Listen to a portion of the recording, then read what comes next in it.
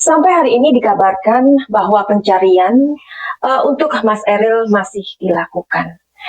Oke, hari ini kita mau nge-update lagi untuk Mas Eril. Mudah-mudahan dengan energi kita semua atau doa kita semua, pencarian itu akan sesegera didapatkan. Amin. Anybody home? Semua kita disinari oleh kasih dan cinta. Dan buat kalian yang baru saja kesasar atau terdampak di channelku ini, aku si pembisik kartu, aku tinggal di Belanda dan di Thailand. Mudah-mudahan hari ini kita diberikan kabar baik untuk Mas Eril, agar bagaimanapun bisa diketemukan, agar ini menjadikan sebuah kepastian dari keluarga, terutama orang tua dari Mas Eril. Untuk Kang Emil dan Teh Atalia, juga adik Sarah, mudah-mudahan diberikan kesabaran dan diberikan kepastian Mas Eril segera ditemukan. Saat ini Sungai Are masih menjadikan sebuah perhatian nasional, bahkan di seluruh Indonesia, bahkan untuk orang-orang Indonesia yang tinggal di luar negeri pun kita memberikan attention ya, perhatian, support, doa, dukungan agar Mas Eril segera diketemukan. Barangkali kalian juga sudah ada yang tahu tentang aktivitas apa sih di Sungai Are itu. Kenapa Sungai Are itu kelihatannya tenang, tapi ternyata ia memiliki arus yang demikian derasnya. Sebenarnya Sungai Are ini adalah anak dari Sungai Rhein, ya. Nah, oke, hari ini Madam Suki akan membahas aktivitas apa aja sih di Sungai Are ini. Mudah-mudahan ini menjadikan sebuah pengetahuan, paling enggak sebuah info kecil yang bisa kita dapatkan. Atau mungkin kalian yang mau pergi ke luar negeri, mungkin itu nggak di Swiss ya, tapi as long as itu di luar negeri, mohon berhati-hati karena tentu saja Eropa itu tidak sama dengan Asia ya, karena di Eropa itu kami memiliki cuaca yang sangat ekstrim. Misalkan saja di Belanda, saat ini Madam Suki di Belanda, dalam satu hari aja di Belanda itu cuaca bisa berganti 4 kali. Amazing kan ya. Nah, jadi udaranya itu kadang kayak gini ya, panas gitu ya. Nah, nanti setengah jam kemudian tiba-tiba dia hujan. Ya. Nah, bisa jadi dalam 1 jam kemudian tiba-tiba hujan es gitu ya. Tiba-tiba nanti 4 jam kemudian itu hawa dingin ya. Angin yang sangat deras, dan kalau mau tahu anginnya di sini itu ketika kena kulit itu kayak disilet, saking perih gitu ya di kulit. Nah, jadi mudah-mudahan info ini akan sangat berguna buat kalian yang memang mau pergi ke luar negeri ya. Jadi mohonlah untuk berhati-hati, apapun itu kita nggak tahu, kita belum mengenal medan. Istilahnya seperti itu. Oke, jadi aktivitas setiap hari di Sungai Are itu banyak sekali perahu karet ya.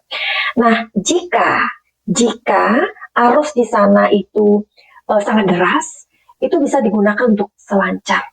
Bayangkan ya, kalau kita mau selancar itu kan memerlukan angin yang sangat kuat dengan debit atau volume air itu yang sangat deras ya. Selain perahu-perahu karet yang terlihat hilir mudik setiap hari di Sungai Are itu, ada juga orang-orang yang melakukan olahraga arung jeram ya, dengan perahu karet tentunya. Terus ada juga yang rafting. Nah, memang orang-orang juga banyak sekali berenang di sana. Berenang mereka dari atas jembatan, kemudian mereka terjun ke bawah ya. Namun ternyata menurut orang-orang di Swiss itu, kalau kita dari atas terus meluncur ke bawah dan meloncat itu turun ke bawah, seketika tubuh itu kan akan dibawa oleh arus sungai ya kan.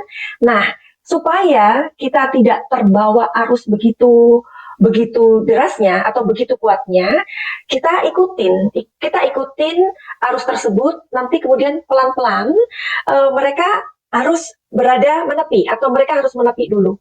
Nah, ternyata meskipun kita pandai berenang ya, menurut warga di sana ada banyak sekali trik-trik agar kita bisa untuk menepi seperti itu. Jadi makanya kalau kita pergi ke suatu daerah, penting banget untuk kita mengetahui ya, meskipun di sana ada banyak sekali petunjuk ya di sekitar Sungai Are itu, petunjuk jika kalian atau kita mau nyemplung ya, pasti kita akan membaca sebelumnya. Tetapi ada baiknya kita membawa orang lokal ya, karena menurut keterangan di sana dalam 1 tahun ya, approximately atau kira-kira ada 40 orang yang tenggelam hanyut di sana di Sungai Are ya dalam 1 tahun. Jadi memang sangat-sangat diperlukan ketika kita datang, apalagi akan melakukan sebuah aktivitas yang cukup ini kan menantang adrenalin kita ya. Jadi itu lebih baik menggunakan orang-orang lokal begitu. Karena jika tidak akan seperti ini kejadiannya ya. Bukan hanya kita mandi-mandi di sungai ya, begitu juga ketika kita misalkan masuk ke hutan atau ke danau ya. Jadi kita mesti membawa orang lokal di situ begitu. Seperti juga ketika kita atau kami melakukan sebuah perjalanan, kami kan melakukan perjalanan keliling Eropa dengan camper van. Nah, pada saat itu perjalanan kami hendak ke Swiss ya. Nah, kami juga bertanya kepada keponakan kami yang tinggal di Swiss ya, mengenai daerah yang akan kami kunjungi ya. Misalkan kalau masuk hutan di sana bagaimana tingkat keamanannya. Terus misalkan kita mau mandi-mandi di sana, kan di situ ada danau bagaimana. Nah, hal-hal seperti itu kami persiapkan. Ketika kami ke Jerman atau ketika kami misalkan kami keliling Jerman ya, keliling Jerman itu nggak semua Jerman, karena Jerman ini adalah negara yang sangat-sangat luas ya. Nah, misalkan kami ke Belgia, di mana aja, pasti kami harus mengetahui medan. Ya, medan yang harus kita ketahui. Misalkan kami hanya singgah, ya udah kita nggak perlu bertanya. Karena ngapain? Karena kita tidak melakukan sebuah aktivitas. Kabar yang kami dengar juga ya, di Swiss itu, di kalangan masyarakat Swiss, 40 orang dalam 1 tahun mereka hanyut ya. Kebanyakan memang turis ya, turis yang tidak mengenal medan di sana. Seperti yang tadi Madam Suki bilang, ternyata untuk renang aja, untuk kita menepi itu ada trik-trik yang harus dilakukan seperti itu ya. Terus kebanyakan ya, kebanyakan yang hanyut dan tenggelam itu adalah laki-laki. Nah, pasti kalau kalian mikirnya yang goib-goib ya, kenapa ya kok yang tenggelam itu yang terbawa arus itu kebanyakan laki-laki. Nah, kalian mau diterangkan dengan kuantum fisika atau metafisika ya, tapi itu nanti saja. Di sekitar Sungai Are itu ada taman-taman yang indah ya. Dari sebuah taman, di situ ada kolam renang yang disediakan untuk anak-anak. Kita bisa langsung melihat gedung parlemen Swiss di sana. Karena Bern ini kan ibu kota dari Swiss ya. Nah, kalau kita ngomongin tentang Swiss, siapa sih yang nggak tahu? Swiss ini adalah negara yang kaya, kaya sekali ya. Jangankan sungai-sungainya, ya kita menyebutnya kanal ya di Belanda. Nah, jangankan sungai-sungainya atau kanal-kanal di Swiss ya, taman-tamannya juga sangat indah. Dan waktu itu kami melakukan tour di Swiss dengan camper van pribadi ya. Nah, kami memasuki sebuah terowongan. Terowongan di Swiss itu membuat aku yang wow. Saking bagusnya, saking bersihnya dan indah gitu ya. Dan itu sangat panjang terowongan di Swiss itu. Kita ngomongin negara-negara kaya, tentu kita pasti akan bisa membayangkan ya bagaimana ketika terjadi suatu eksiden atau musibah seperti ini, pasti itu nggak main-main ya. Kalian bisa bayangkan aja kalau di Belanda itu, di Eropa ya, kita misalkan seperti yang Madam Suki katakan, misalkan aku melihat ada burung yang kecepit ya, atau aku melihat kucing yang misalkan dia ada di sebuah gedung dan dia bingung, dia nggak tahu ngapain ya, itu hewan ya. Kita ngomongin hewan ya. Itu kalau kita telepon pemadam kebakaran, mereka akan datang dengan ambulans, ya. Nah, ini terjadi dengan manusia. Jadi untuk tingkat keamanan, tingkat kewaspadaan, apalagi kayak protek ya, atau bagaimana mereka akan menyelamatkan Mas Eril ini, tentu kita semua nggak akan pernah sangsi ya, karena selain ada tim medis, ada polisi sungai, ada pemadam kebakaran, dan banyak sekali alat-alat yang sudah dimasukkan ke air ya, menggunakan drone ya, karena pada saat ini sungai Are itu sedang keruh karena salju sedang meleleh. Kabarnya waktu itu ketika Mas Eril, adiknya dan temannya itu mau berenang, memang kondisi dari sungai Are itu cukup bagus ya, cukup stabil. Nah, di situ juga ada anak-anak kecil ya. Jadi di sekitar sungai itu memang ada anak-anak kecil yang lagi mandi berenang ya, tapi mereka nggak ke tengah, hanya di pinggir-pinggir. Nah, terus ada juga kayak kakek-kakek ya kan, ada orang-orang tua yang memang mereka sedang mandi-mandi di pinggir sungai tersebut. Nah, kalau melihat itu, jangankan Mas Eril ya, jangankan mereka, tentu saja kita akan tergoda untuk mandi. Apalagi di Sungai Are itu airnya itu hijau toska. Kenapa hijau toska? Karena kualitas airnya yang sangat tinggi. Nah, jadi di Marsalibat ini ada seperti kayak orang apa ya, gantungan ya. Jadi kita bisa melihat pemandangan ke bawah. Jadi kita harus menggunakan kereta gantung untuk melewati sungai tersebut ya. Ya, jadi itu dihubungkan dari apa ya, gunung es satu dengan gunung es yang lainnya. Nah, jadi bagaimana kereta gantung itu bisa bergerak? Ternyata mereka mendapatkan kekuatan dari arus sungai Are. Ya, jadi kita bisa bayangkan sendiri ya gimana derasnya. Dan memang tidak bisa diprediksi seperti Madam Suki bilang. Jangankan sungai Are, ya kita aja di Belanda yang satu hari itu bisa change, cuaca itu bisa 4 kali dalam sehari. Bayangkan. Waktu itu mungkin mereka melihat bahwa sungai itu baik-baik aja, nggak ada sesuatu yang memang harus dikhawatirkan ya. Tapi barangkali setelah mereka mandi-mandi dalam 1 jam itu atau setengah jam itu, kondisi di sana berubah. Seperti juga kondisi udara yang tadi Madam Suki ceritain. Buat kalian yang suka banget untuk menggabung-gabungkan atau mengkait-kaitkan dengan goib, kenapa ya yang terseret arus di sana itu kebanyakan semuanya laki-laki dan semua adalah turis. Jangan-jangan di sana penunggangnya itu adalah perempuan atau princess apa gitu ya, yang kemudian yang dulunya mungkin dia tenggelam di situ and bla bla bla bla. Enggak, ya. Jadi kalau secara kuantum fisika, Madam Suki mau kasih tahu kalian bahwa mereka atau tadi orang-orang yang tenggelam terseret arus sungai Are itu adalah orang-orang yang tidak mengetahui medan, di mana mereka tidak mengetahui trik-trik bagaimana mereka harus menepi. Itu satu. Yang kedua adalah dalam 1 hari aja cuaca di luar negeri itu bisa berganti 4 mungkin 5 kali ya. Jadi ini benar-benar kondisi dari alam di luar negeri atau di Eropa ya.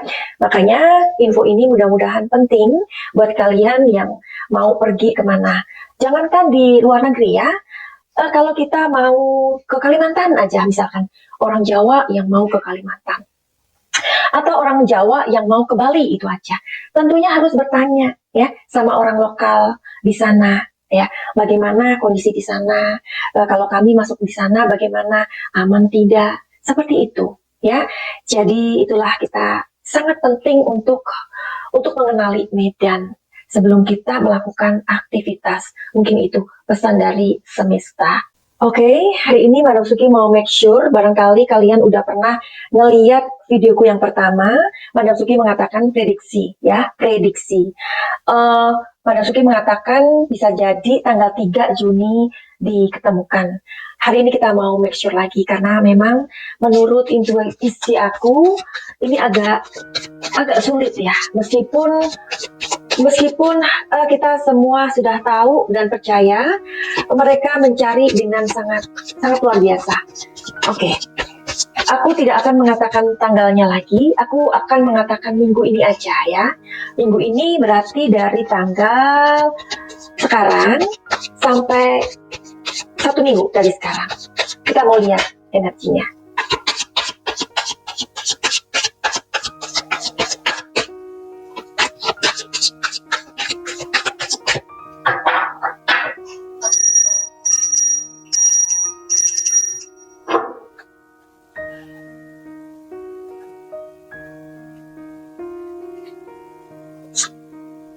Iya, dalam minggu ini akan ditemukan. Iya, jadi itulah ya, penantian itu memang sangat-sangat lebih merasakan penantian itu ya. Mudah-mudahan keluarga bisa menerima bagaimanapun nanti kondisinya ya. Semoga diberikan kesabaran dan keikhlasan ya. Oke, Madam Suki akan melihat lagi di mana Mas Eril ditemukan.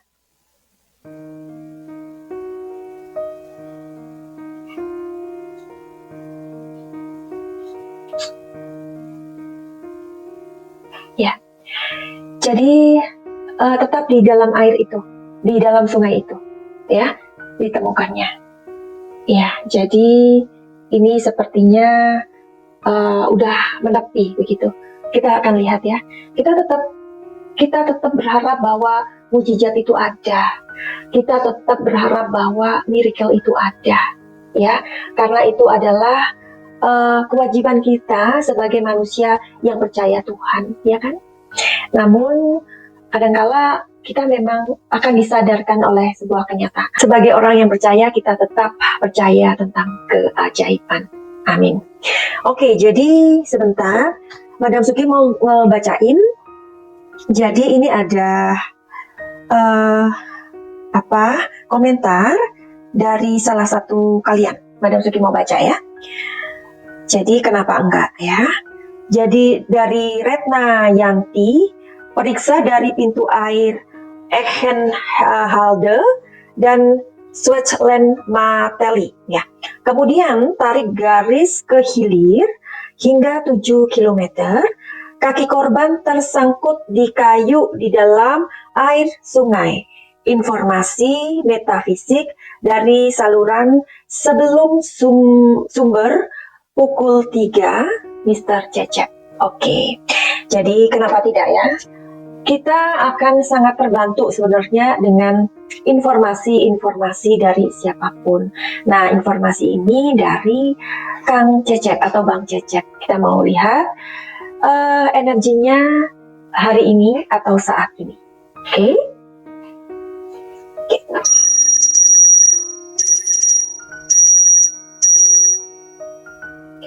Bagaimanakah informasi yang ditulis oleh Retna Yanti dari Bang Cecep? Ya, adakah pesan semesta yang kita bisa dapatkan hari ini melalui pesan Bang Cecep?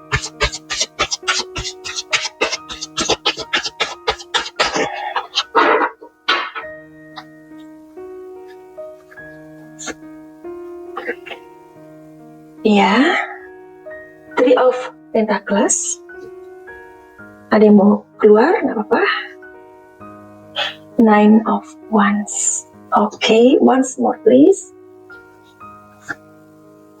Nine of Swords. Ya, telling story-nya gimana?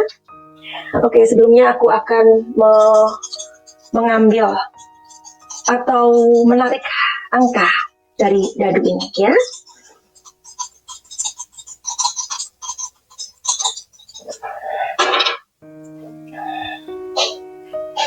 2 dan 5 ya, 5, 6, 7 ya. Apakah angka bisa memberikan sebuah petunjuk? Bisa, karena dulu kita belum mempunyai teknologi secanggih ini. Orang-orang spiritual menggunakan angka untuk mengetahui cara semesta atau cara Tuhan bekerja memberikan petunjuk kepada kita.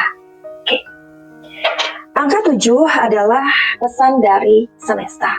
atau pesan ini bisa jadi benar, ya, karena mempunyai makna atau energi yang sangat kuat. Jadi, apa yang dikatakan oleh Bang Cecep ini benar. Bisa dicari di tempat yang tadi dikatakan. Nanti akan aku tulis kembali ya. Nah, mudah-mudahan video ini ada yang menyampaikan kepada pihak-pihak yang terkait, atau mungkin ada keluarga dari Kang Emil atau teman atau siapapun, bisa untuk ditindaklanjuti. Karena informasi dari Bang Cecep ini sangat bagus, ya. Memang pada saat ini cuaca atau kondisi di sana sangat sulit, ya, sangat sulit. Three of Pentacles. Jadi memang mereka harus bekerja super ekstra, ya, ekstra. Jadi siang malam harus diusahakan, ya. Nah, tadi Madam Suki mengatakan dalam minggu ini sudah diketemukan. Amin. Jadi sekian dulu pembacaan dari kartu tarot Madam Suki atau si pembisik kartu. Mudah-mudahan ada info yang bisa kita bagi bersama untuk kebaikan, ya. Kita tetap berdoa untuk kebaikan, untuk keikhlasan, untuk apapun yang terjadi nanti. Mudah-mudahan Kang Ridwan Kamil atau Kang Emil beserta Teh Atalia mendapatkan kekuatan, itu aja, ya. Finally begitu aja buat kalian yang mempunyai masalah apapun itu, misalkan itu masalah dalam rumah tangga, pekerjaan, kesehatan, atau apa saja, silakan untuk booking my time. Caranya bagaimana? Silakan untuk melihat di kolom deskripsi. Dan buat kalian yang mengalami trauma atau mengalami overthinking, ya, atau nggak punya semangat untuk melanjutkan kehidupan ini, atau bagaimana sih melanjutkan kehidupan ini, kalian nggak ngerti, silakan untuk melakukan healing. Healing itu apa? Healing adalah pengobatan yang Madam Suki sediakan melalui lintas benua, ya. Misalkan kalian mengalami seperti luka-luka atau cedera batin atau gangguan emosi, silakan aja datang ke Madam Suki, ya. Hidup ini sangat indah, hidup ini sangat luar biasa. Yang Tuhan inginkan kita menjadi pribadi yang bahagia, karena kebahagiaan itu akan menarik hal-hal positif yang akan kita perlukan dalam melakukan sebuah perjalanan dalam kehidupan ini. Finally, begitu aja. Send love and light. Salam dari Madam Suki di Belanda. I love you.